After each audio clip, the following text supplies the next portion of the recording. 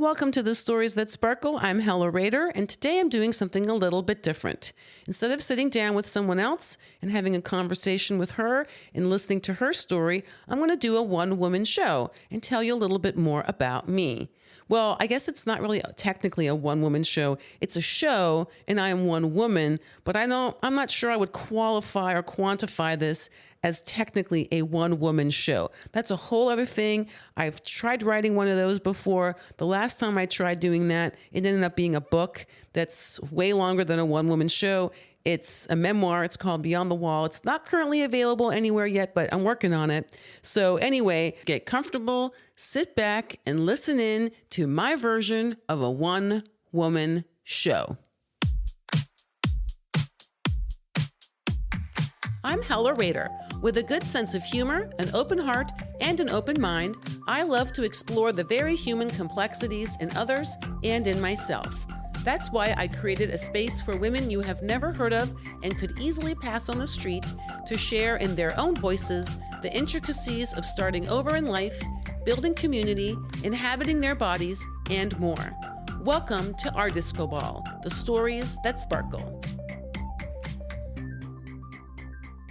All right, y'all, I have a true confession here. I have recorded this one-woman show or this solo show or this show as one woman, I don't know, really way too many times in the last 24 hours. It's actually a little bit disturbing to me how many times I've recorded this, scrapped it, started over.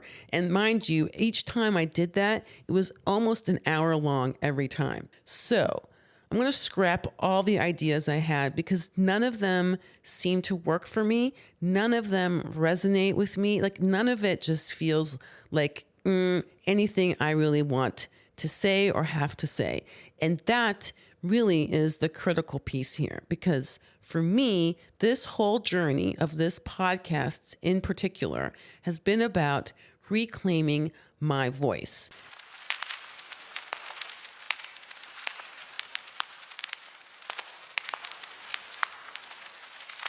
It's February 2023. I'm sitting in a hospital bed. The back is pulled up. I'm getting ready for my breakfast to be delivered. I ordered myself a breakfast burrito the night before because I'm so hungry. And I'm just waiting for that to show up and have my breakfast. I'm waiting for my bestie who's coming from out of town to come get me and take me back home. She's going to stay with me for a few days and take care of me and look after me because, you know, we're all thinking that I'm going to be incapacitated from the surgery and not be able to talk much or eat much or certainly make food in any way, shape, or form. So I had no idea what to expect. Well, I was surprised by the fact that I was feeling great. My voice was fine. I could talk no problem. And I was hungry as heck and ordering a breakfast burrito. Like no broth for me, people. Anyway, I'm waiting for all of that to happen, for her to arrive, my breakfast burrito to come. And while I'm waiting, the doctor comes in. He's like, "Good morning, Miss Rader. How you doing?" I'm like, "I'm doing great. Look at me. I'm super happy. Woohoo." He's like, "That's wonderful news. Everything went well. You're going to be discharged soon as the paperwork's done and all that stuff." He goes, "But I do need to tell you something about what we found when we operated on you." And I was like, "Okay." He's like, "Well, so when I cut you open," he cut across my throat in the front here. He's like, "When I opened you up to get your thyroid out, it was enormous." And I was like, "What are you talking about?" He's like, "Yeah, your thyroid was huge." And I'm like, "Really?" He's like, "Yes, really."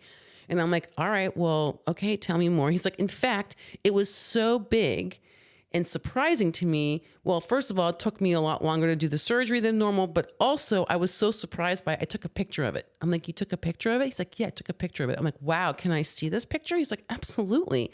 So he holds up his phone and he shows me this picture of this red, like blood covered, just gnarly, like super gnarly monstrosity of an organism. Okay. Now that thing was inside of me. Now on this picture, there's a ruler, okay, horizontally and vertically. From that, based on those rulers sitting next to this this thyroid, if you want to call it that, this malformed Frankenthyroid, I can tell that the one side, the really big side, the side that looks quite frankly like a penis, okay, is 5 inches long, meaning it was growing up towards my right ear. Okay, what? And the other side is at least 3 inches long, like basically quadruple bajillion times bigger than any normal thyroid should ever be, like completely a monstrous thyroid situation. So he's showing me this picture. I'm taking all of this in. I'm like sitting there looking at it. And I'm like, whoa, like basically that thyroid, my own body was choking me from within for who knows how long.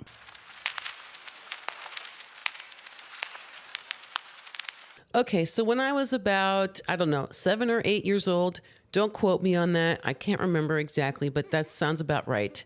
My mom and I flew to Germany. We were flying to Germany to go visit my grandma, my aunt, and my 2 cousins because they all lived together in the same house that my mom grew up in during the war and after the war, up until she met my dad, moved in with him at a certain point, then got married to him, worked in the business with him that he had, became a business, basically became the bookkeeper in that business, helped him build it. Yeah, I mean, they were all over the place then in Germany, moved here, moved there, moved everywhere, until finally in the early 70s, they moved all the way to America to start completely over, start a whole new business. She was still the bookkeeper. He was the salesman. He was the entrepreneur. She was the support. And they were a perfect team in business and in life. And yeah, they started completely over just outside of Washington, D.C., which is why we all went to the German school, because that was one of the reasons they picked Washington, D.C., because there was a German school, a very large German diaspora, German families, German doctors, German everything. They could raise us all fully German, fully in America.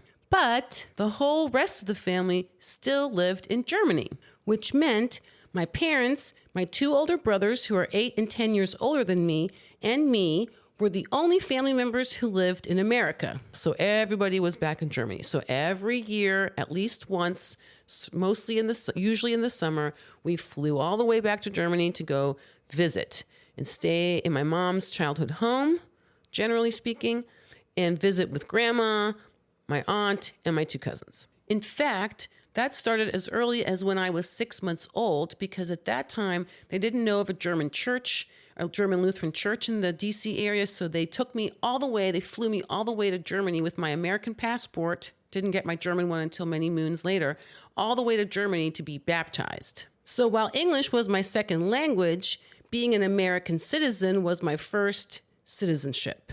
So we're on the plane. This is like, the late 70s, at best 80, 81, something like that. And at that time, you still got dressed up to get on a plane. So my mom was wearing like a skirt suit, like a suit, but like a skirt suit, right? So it was like a very like knee-length skirt, a blouse, and a jacket, like all very matchy, very lovely. But that's how you flew back in the day. Like there was no leggings or other leisure wear. Okay, or jeans even. It was like, you got dressed up to fly on the plane. I'm not sure why. It makes 0 sense to me. Anyway, we're on the plane. It's an overnight flight. It's like an 8-hour flight or something like that to Frankfurt Airport from Washington Dulles. So, they serve you dinner or whatever. And then shortly after that, she conks out. She goes to sleep. Well, I, however, was wide awake, and I was not interested in trying to snooze it off. So I get up and I wander to over where the service area is, where all the flight attendants hang out and, prepare the carts and, just generally doing things, their job. And I wander over there and I start talking to them, telling them all the family stories, at least the ones I knew. I didn't know that many because, quite frankly, my family did not talk. Like, I was a big talker, but the rest of my family, not so much, as far as I could tell, at least, or at least not with me, or at least not around me. So to me, my perception always was that my family didn't really talk about much of anything. It was always felt very quiet in the home. It wasn't very loud. I mean, there was a lot of music. My dad was into music, but there wasn't a lot of talking. And if my parents had anything important to discuss, they usually did it behind closed doors in their bedroom. So it was very far removed from me. So my perception of all of this has always been that I was a yammerer and the rest of my family not so much. So it always felt like a bit at odds, right? Kind of like I always felt at odds because I'm an American kid in a German family living in America, but I have no American friends. I'm going to the German school in America. I live in this German bubble surrounded by German doctors and other German families and a bunch of Euro families. And yeah, it was a weird like bubble life. Okay. So I just like this like layering of like, I feel other than, and I don't belong anywhere was just compounding and compounding. And this talking thing was part of it. Anyway, I'm on this plane. I'm talking to the flight attendants at this point now for hours. In fact, the entire flight between the dinner service and what's upcoming, the breakfast service, I fill in at least 5 to 6 hours of time just talking to them. I have no idea about what. They were completely frazzled and like, what do you do? Like, what do you do? My mom was snoozing. They couldn't, get her to do anything because she was fast asleep. And I guess they didn't want to wake her up. I don't know. But they put up with this for at least 5 hours of me just telling them who knows what stories. So as breakfast service time approaches, they're like, okay, we're going to bring you back to your seat now because you're going to have breakfast. And I'm like, okay. So after having pulled an all-nighter on the plane, they drop me off at my seat. My mom is now just getting up and waking up, has no idea what's been happening. And they're like, oh, Mrs. Rader, yeah, your daughter, and they're being really sweet about it, but, I can tell they're not thrilled, but I don't care. Anyway, they're like, your daughter has been up all night with us and telling us all kinds of stories. It's been really great. And she just looks at them and like, what? Then she looks at me and she's like, what? The poor woman was completely disoriented by the whole thing. I mean, she's just barely waking up, and this is what she wakes up to. Anyway, we have about an hour left in the flight, maybe a little bit more.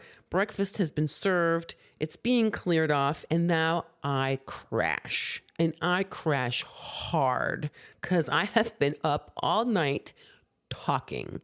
So I crash, lights out. I'm just a snooze fest.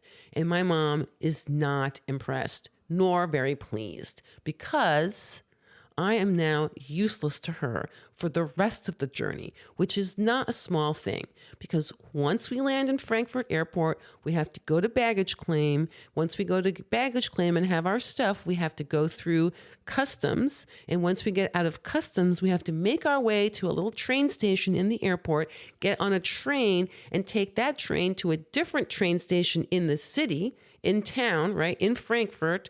And then from that, get on the different train there, take a train from there to, I think it's Mannheim that we took the train to, maybe Ludwigshafen, but don't quote me on that. Don't remember exactly. So then we get on another train, and from that train, we get out of the train and maybe take a different train. But at some point, we get on a Straßenbahn, a street train or a streetcar, whatever the hell the English word is. I don't know. And it drops us off at the top of a road. It is my grandmother's road. That's where we then walk down the street towards the house my mom grew up in, and we're finally at our destination. Okay. So that's what's ahead of us. Right.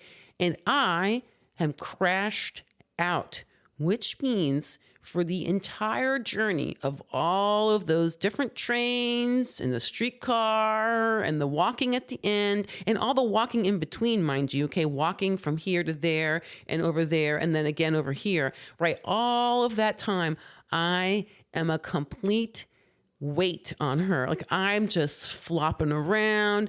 I'm moaning and groaning. I'm so tired. Anytime we stop, I like flop myself over one of the pieces of luggage and sort of like take a cat nap. I don't know. I mean, the poor woman was beside herself and she was not impressed nor very pleased with me. So yeah, that's me, the talker.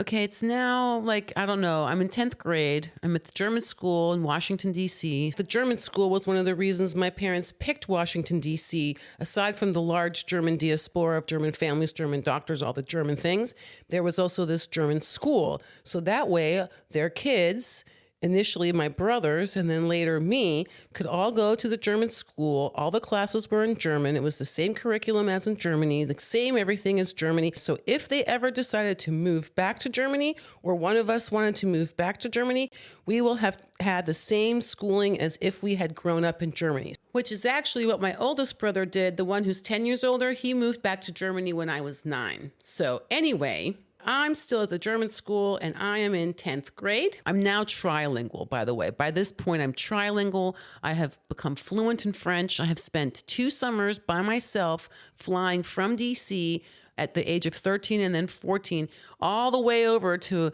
France by myself into this beautiful region of France. It's right near the Swiss border, like not too far away from Geneva. It's called Annecy. You know, it's a whole big lake. I mean, it's gorgeous there. And I stayed with this older couple there for 2 summers, 4 weeks each time, because the whole point was to help me get fluent, like really fluent in French. It was pretty awesome. I won't lie about that. Anyway, I'm now in 10th grade. I'm 15 years old. And I'm in French class because, right? And like I said, I'm very good at French, pretty much fluent in French by now because I've spent a lot of time already in France, speaking only French with French people. So by the time I get to 10th grade, I'm like, this is awesome. Like I'm breezing through French. Anyway, there's a parent-teacher conference that happens. In this parent-teacher conference, there's a whole bunch of people complaining about me because apparently I talk too much. Apparently I raise my hand too often, and apparently I have always too many answers. And because of that, according to all these parents, the other kids, my classmates, are unable to learn French. Like it's my fault because I talk too much. So my mom sits there quietly, doesn't say a word, according to her, in this parent-teacher conference. She's just listening, taking it all in. But on the inside, she is fuming. And when she comes home, she's mad, hopping mad. I've never seen my mom, well, maybe not never, but I rarely saw my mom this kind of hopped up and mad. She was hot. She came back from that parent-teacher conference and she sat me down and she's like, listen, here's the deal. They're bitching and complaining about you being too much in that classroom and saying too many things. So we're going to show them because they're blaming you for their kids not doing well in French. Well, screw that noise. She didn't say any of those words. This is just me paraphrasing the way she said it because I'm trying to illustrate how pissed off she was. Not with me, mind you, but with the situation and what people were saying about me. Anyway, she's like, we're going to show those people, like, screw that noise. You're going to just not say another word in that class for the rest of the year. And I'm like, what are you talking about? She's like, for the rest of the year, do not raise your hand, say not one word, and we'll see how well those other kids do in that French class. And I'm like, okay. So, you know, the message inherent in all of that, or at least the message that I took from that moment, was A, I talk too much. B, that puts me at odds with the people around me. So C, shut the fuck up. Make yourself small and stop talking so much. That's the solution. And that's the one I internalized, whether she meant for me to do that or not.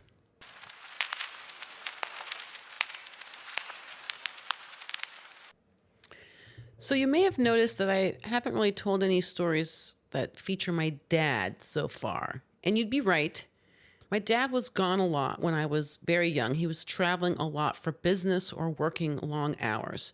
So he was just not really around as much as my mom. Like my mom worked out of the home. So she was always there and at home, while my dad, who was the salesman and the entrepreneur out there guy, was always traveling for the business.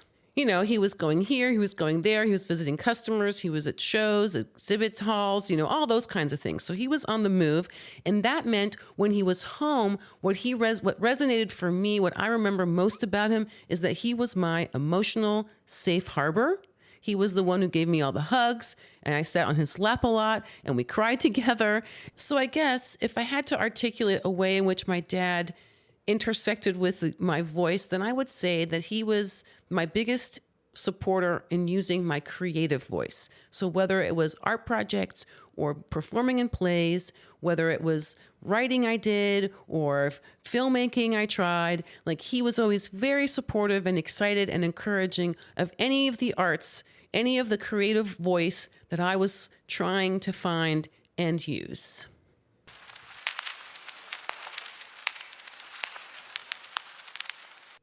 Okay, it's now September 1991. I'm sitting outside of my dorm building, Dabney Dorm at the University of Virginia.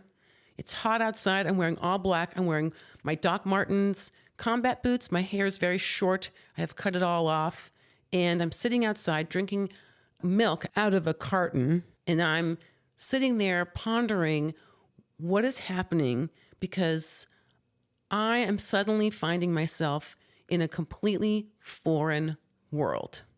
Because not only am I at college, I am surrounded exclusively by American people, other American kids, that the only thing I can tell that we have in common is that we are the same age. Because by this point, I have lived abroad for 2 years, because after the whole French class debacle, well, it wasn't really because of the French class debacle. It was about something else. I left because I was having panic attacks. Yeah, I was having a lot of panic attacks, which meant I would stop breathing. I went to the hospital quite a few times. And so my parents were pretty concerned and did not know what to do. So, of course, the logical answer to all of this was to send me to boarding school in a foreign country, in a place where I would continue getting good at French. So, yeah, it was, I guess, a good solution for everybody. Anyway, I get to college, and I'm like, what's happening here? There's a bunch of Americans. My first real encounter, my first real being steeped in America. Okay, I mean, I grew up here. I lived here my whole life. I never really lived anywhere else except for those 2 years in boarding school, but that doesn't kind of really count. It's not the same thing, right? So, I mean, that's a whole bunch of international kids. It's not just like you're in that country. You're living in a boarding school, for crying out loud. So anyway, I mean, so I was just kind of like, whoa, I'm in like full on America now. I'm at the University of Virginia, which is, 2 hours south of where I grew up. So, I mean, it's a whole other world. And I was perplexed by the whole thing. I mean, there were people there who didn't have a passport, which I just thought was odd, because I thought, doesn't everybody? And then I had met people who had never, lived anywhere but at home, which I, by this point, also thought was odd, because, well, I've lived away from home already for 2 years. This is nothing new to me. And then I met people who had never even, this is the first time they had ever left their hometown. And I'm like, what? Like, my mind was blown. And my big takeaway from all of that, hitting me like a ton of bricks, was, wow, I have grown up in this country, but completely differently. My experiences are not everyone else's experiences. And while that's certainly not unique to me, but I have traveled. I mean, I've had a passport since I was 6 months old. I've been traveling internationally, sometimes on my own, ever since. As a kid, as a teenager, as a young adult, I've lived abroad. I mean, right? Like I'm starting to understand that my life experience is mine, but not shared by everyone. And while it's not a unique life experience, and while everybody I went to school with at the German school, et cetera, had the same life experience as I did, so I didn't feel very different around them. It's certainly different from the life experience of everyone around me in this moment. And that really just brought up my inherent internal curiosity. You know, I had been curious my whole life and had asked lots of questions, but I didn't always get a lot of answers when I asked those questions. So now I'm in a situation where I can ask a bunch of questions of people and understand a little bit better about where they're coming from. And I think that's really where that began for me for reals. And it's also crystallized for me my capacity to hold a lot of complexity because I grew up in a German bubble within America, not really a part of this nor part of that, neither this nor that, not from here or from there, like some sort of in-between place that I inhabit, right, allows me to hold a high level of complexity. Again, not unique to me, but I needed to find a way to work with that complexity in this new context where I felt very much like a fish out of water. So I used my voice for others, which meant during my whole 4 years in college, I was a big time advocate for women's health and women's choices. I worked on a suicide hotline as a volunteer. I became the president of Students for Choice and spoke up a lot on behalf of women's health care and women's health choices and how to take care of their own bodies and have dominion over their own bodies and make their own choices about what happens to their bodies. And I was an ardent demonstrator / protester / marcher in the street for Take Back the Night rallies. So yes, I had no problem whatsoever using my voice for someone else.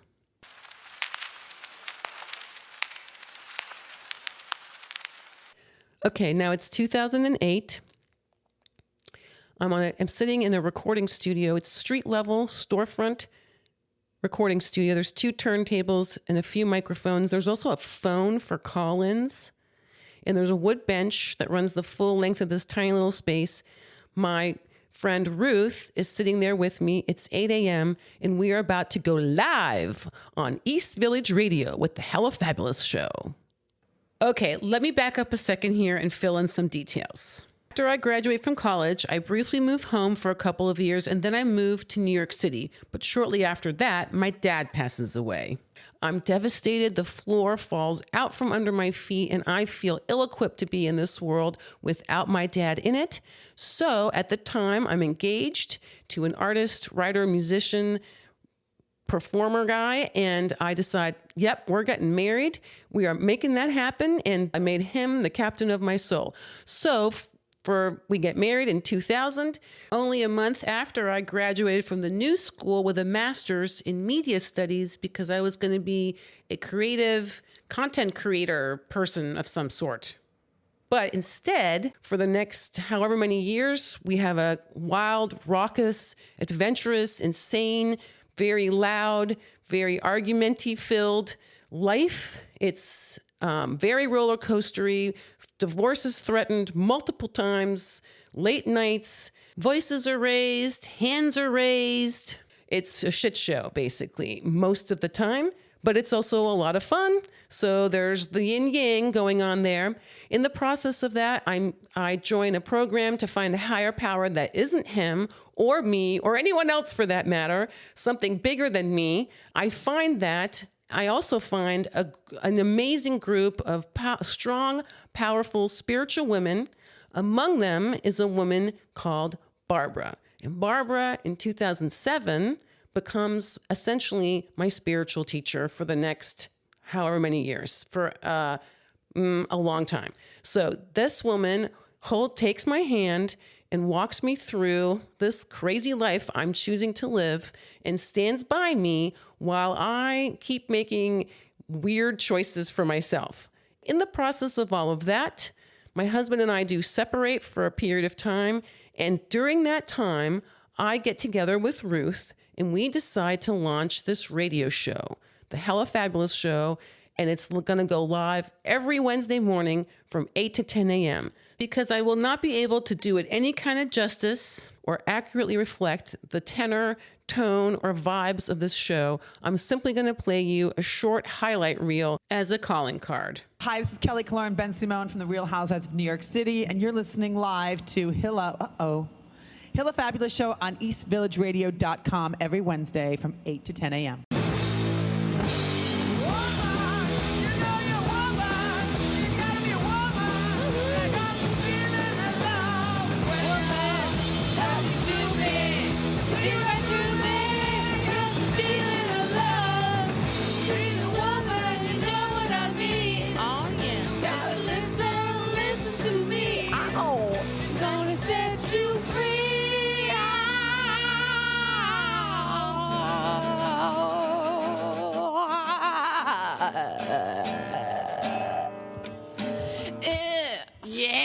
We sounded just like Wolf Mother. I had a little mishap before we started. I lost the pick inside the guitar.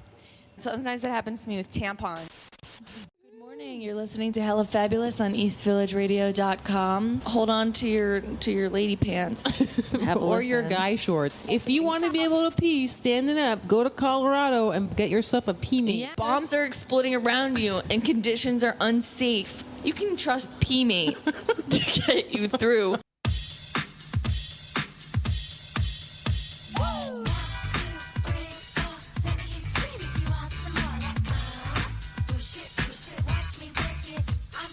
DJ Princess Superstar just entered the room. Hey, girl. Welcome. Hello, thank you. We're so excited to have you here. I'm happy to be here. But you know what? Recently, you guys, I threw out my TV. Really? Yeah, isn't that What's shocking? that about? Did you just throw it out the window, or did you I dispose of should it have. properly? I should have. That would have been cool, like a rock star Was thing. it just like broken? trashing my own house? Right. One of our mottos here at Hella Fabulous is vag up.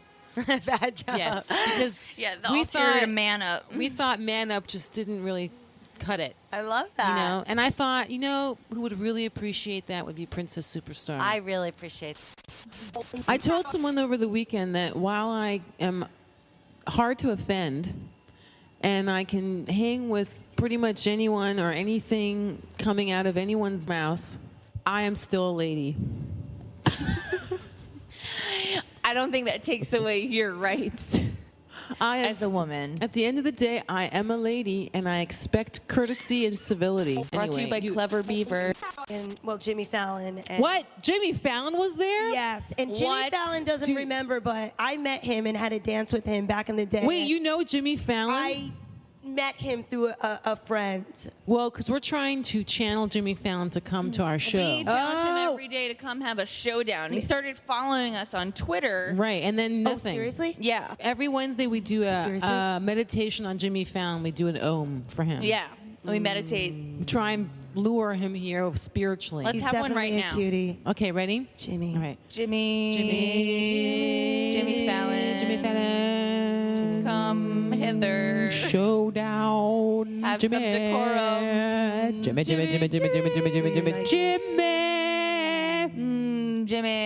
Jimmy Fallon.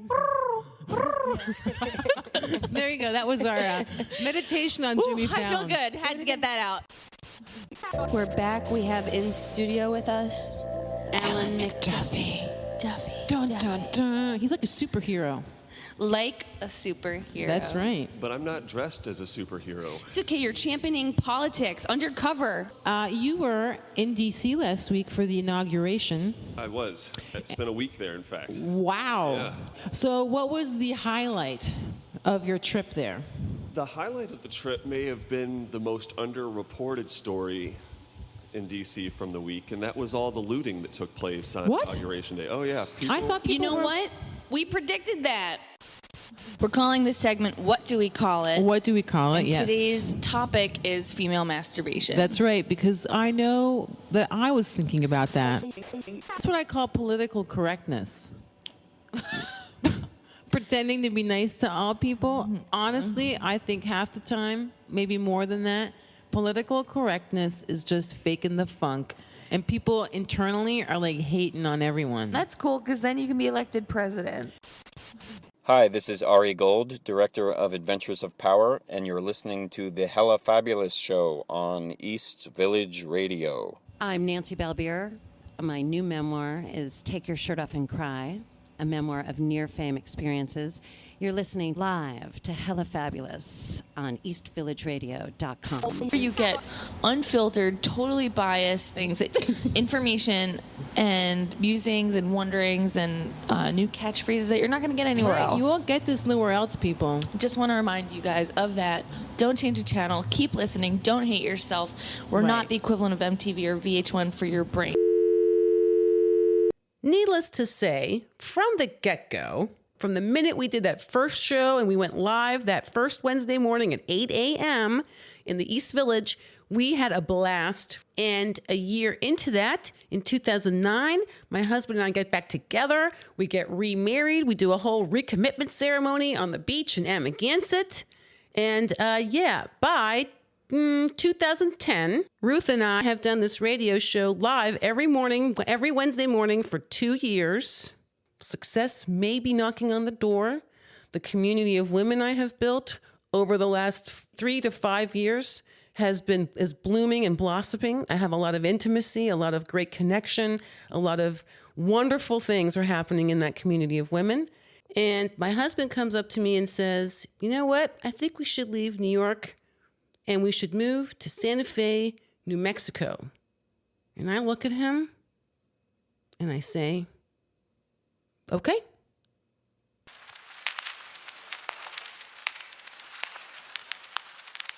Early November 2015, I'm standing in the German Lutheran Church of Washington, D.C. I'm at the front, at the lectern. I look out. It's a packed house. I mean, it's packed to the gills. It's completely full of people. Now, I'm standing there. I've got a crumpled piece of paper that I've flattened out on the lectern thing. I've pulled out my turquoise, not sunglasses, my turquoise reading glasses. I'm wearing all black. Okay, it's my Sunday best, but it's all black.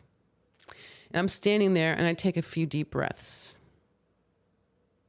So a year before that moment, my husband and I moved back east from Santa Fe. We had lived there for 4 years. Only instead of moving back to New York, we moved to Virginia, closer to my mom, closer to one of my older brothers who lives in the area. And we're hoping for another fresh start yet again. But by this point, those 4 years in Santa Fe had been a disaster. Once I turned those microphones off on East Village Radio and walked away from that radio show, once I shut myself off from all of the friends I had made in New York City, not only the newer friends, but all the friends I had made the whole 13, 14 years I had lived there. I just turned my back on all of them and walked away. I was barely still clinging on to Barbara back east, and I was barely still clinging on to the program that had helped me find a higher power and had started to help me find my voice, but I had turned my back on all of it and stopped speaking again I just silenced myself. For those 4 years in Santa Fe, I got more and more isolated. I isolated myself in the relationship. I was afraid. And just before the end of 2013, we moved into a house up on the ridge above Santa Fe, which, while beautiful, only reinforced to me a sense of total isolation from everybody else. And all of that only gets much, much worse when in 2014, my husband has a really bad accident at work and is severely injured. With his body broken in several places and his mind impacted by a radial concussion, aka a traumatic brain injury, things only get worse. And I'm really pretty afraid. Actually, I'm terrified. When, out of nowhere, a lifeline appears and an opportunity presents itself to move back east, to move closer to family, specifically to my mom. When I called Barbara to tell her about this and to tell her that I had heard the still small voice, another way I refer to my higher power, say to me, go home, without missing a beat, she says, go home. I'm really glad I listened to her, by the way, because a full year later, the reason I'm standing at the lectern in front of the entire congregation of the German Lutheran Church of Washington, D.C., a church that my parents helped build over decades, This was their spiritual home. It wasn't my spiritual home, but it was their spiritual home. I'm in this church at the front, at the lectern, because just a week before, my mom went in for heart valve replacement surgery and didn't come back out. And as devastated as I was when my dad passed away, I am completely leveled by my mom passing away. Because for that whole year that I lived close by to her, for that full year, we spent more time together than we had in the last 20 years since I moved to New York and left home. And we healed. And while we didn't talk much, she was still not a big talker, at least not with me, maybe with others, but not so much with me. I just think it was hard for her to talk to me. That's my sense of it now. But we did heal a lot of that. And we didn't talk a lot. We didn't talk a lot about a lot of things, but we did develop an intimacy and a different kind of relationship. And I'm so grateful that I had that full year with her. And I'm so grateful to Barbara and everyone else who was around me and in my life who helped teach me how to do that, how to show up with my mom and how to speak to her, even if she wasn't able to speak much to me in return. I learned and got to practice asking her questions and telling her stories about my life and about myself. So I'm standing there at the front of this lectern. I've got my crumpled piece of paper. I put my turquoise reading glasses on, and I take another deep breath, and I start telling my mom's story, or at least parts of it. Where she came from, who she was, what she did, what she built, what she means, not just to me, but to this entire community, this whole room full of people packed in who are not just from that church, but from all around this larger community that she had built. So I got to tell her story for her. It was the first start of me reconciling some of what had happened to me in the past. And while my dad's passing led me to silence my voice and get more quiet, my mom's passing set the stage for me to one day begin using my voice and speaking up for myself.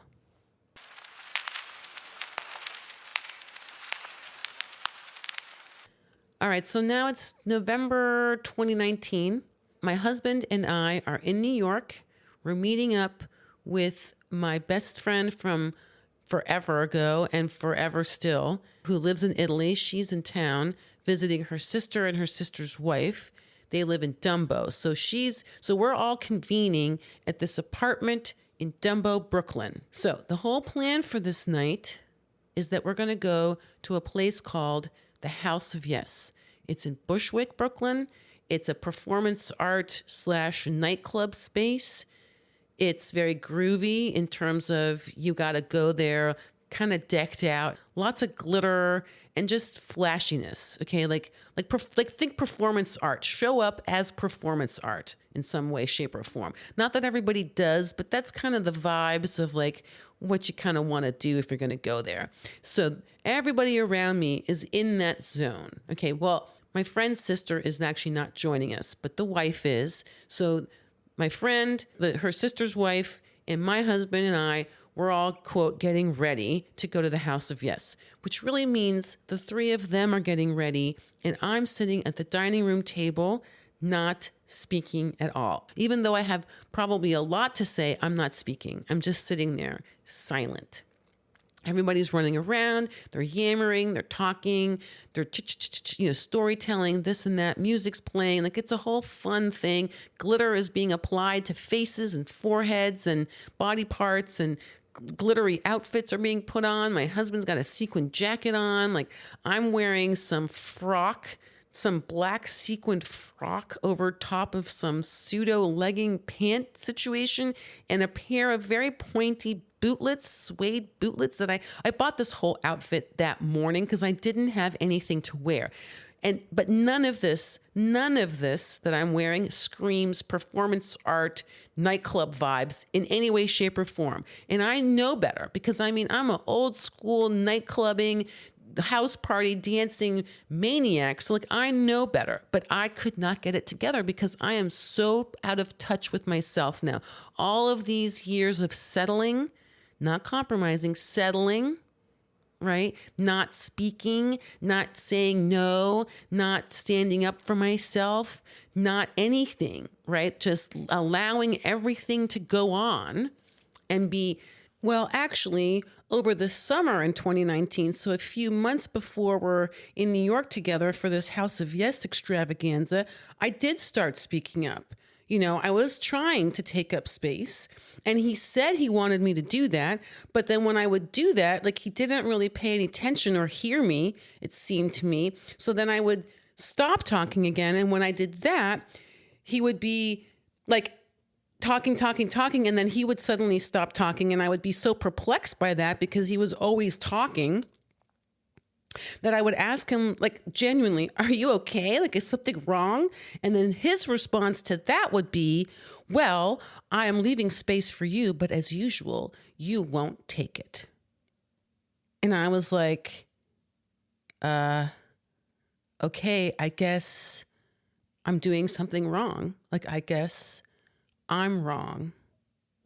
And because I wasn't talking to anyone about it or telling them what was really going on, or how all of this was playing itself out, I was telling them a very different story. Or actually, I was just omitting key parts of the story. I didn't have any other voices in my head to help me see that that was really gaslighting.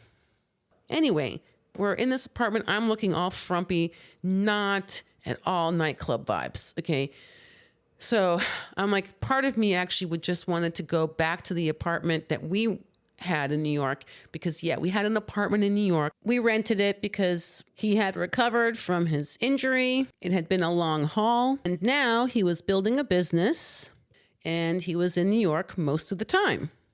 So it just made sense for us to get an apartment in New York. But truthfully, it wasn't our apartment. It really was his apartment. We just called it our apartment so that we could all feel, I could feel better about it. But like, let's be real. It was his apartment, okay? Because he was spending most of his time increasingly in New York, not at home in Virginia with me. But I'm not paying any much attention to any of that because I am settling. And I certainly have no intention of saying anything about any of this to anyone, including him. And yeah. So that night, sitting around in my frumpy outfit, I just wanted to go back home to our apartment and just call it a night. Like I really was not having a good time. I was not interested in any of this. None of this was fun for me, to me. I could have cared less, which was, again, very unlike me. Like something, I was not myself for a while now, but this was the height of the epitome of Hella not being herself in any way, shape, or form. Okay. That's how much I had been settling and shrinking myself back and shutting myself up for years. But, you know, everyone else seems to be having a good time. So I stay, of course. And eventually we get an Uber and we go to the House of Yes. And when we get there, we're standing outside waiting to get in. It's freezing outside. My teeth were chattering, and I had wrapped my coat around me so tight, like a straitjacket. Okay, and I was just standing there, like trying to hold myself together somehow because I was not okay. I was not okay. And my bestie leans over to me and she whispers in my ear and she says, Hella. Well, actually, she says, Darling, what's going on? Are you okay? Is it something with him? And that was my moment, y'all. That was my moment to say something, to say anything, to ask for help, to reach out because I was not okay. I looked down at my feet and I said, not one word.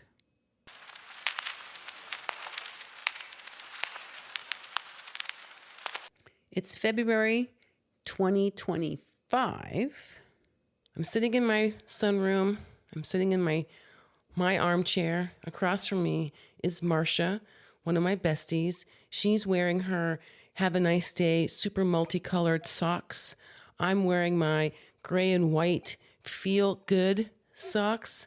So so we're sitting here and we're chatting and we're introducing this podcast. I didn't feel like I could do that by myself. I felt uncomfortable talking just about me without someone else being here to ask me questions. So I invited Marcia over to help me. And let me just tell y'all, that episode was originally over an hour long, okay? But it ended up being trimmed down to half an hour. Now, that stood out to me for a multitude of reasons. But the main reason that really stood out for me is because over the last 5 years, I not only got divorced because my husband wanted an open marriage, to which I said, no. I wrote a book and finished it and got it edited. Barbara, my mentor, my spiritual teacher, the woman who held my hand through all of the years, through all of my not telling her the truth, through all of my not speaking up, through all of my fear and staying small, she held my hand and loved me unconditionally through all of that, right? She passed away. My job ended. Yeah, there was a lot of change happened in a very short amount of time. It was change that was maybe overdue. In the process of all that change, I started working with a somatic therapist and really working on integrating all the parts inside of me and healing a lot of old wounds. I came face to face and finally got clear about the fact that I am an abuse survivor, that my body has been violated on numerous occasions over the years, starting when I was just a teenager, maybe even younger. I became very clear that I was in an abusive relationship on many different levels, certainly emotionally, certainly mentally, sometimes even spiritually, and very early on, physically, that I continued to settle because I didn't have enough belief in myself. I didn't have enough confidence or belief in myself to do something different. I found it very difficult to walk away, and so I didn't. I didn't talk about it either. I didn't say it out loud. I've written about it on many different occasions, but I still find it difficult to talk about it out loud, certainly right here, and to say all of that in one coherent sentence or thought. So when I sat down with Marcia in February of 2025 to record that first episode, what came out was a bunch of fragmented sentences. It was so fragmented that I was like in shock when I listened back to it, because I could not believe that after all the work I had done, and after all the grief I had processed, and after all the truth I had owned for myself, and as much as I had claimed my story as mine, I still was not able to speak the truth out loud. So while starting this podcast was definitely all about other women's stories, their voices, and their choices, what I can see now, looking back on just the last 6 months, is that this podcast really has been about me using my voice, telling my stories, and exploring my choices, both the good ones, the not so good ones, the great ones, and now the most fabulous ones, because I no longer want to settle. I'm willing to compromise, but I'm no longer willing to settle. And that means I'm no longer willing to silence my voice, not from within and not from without.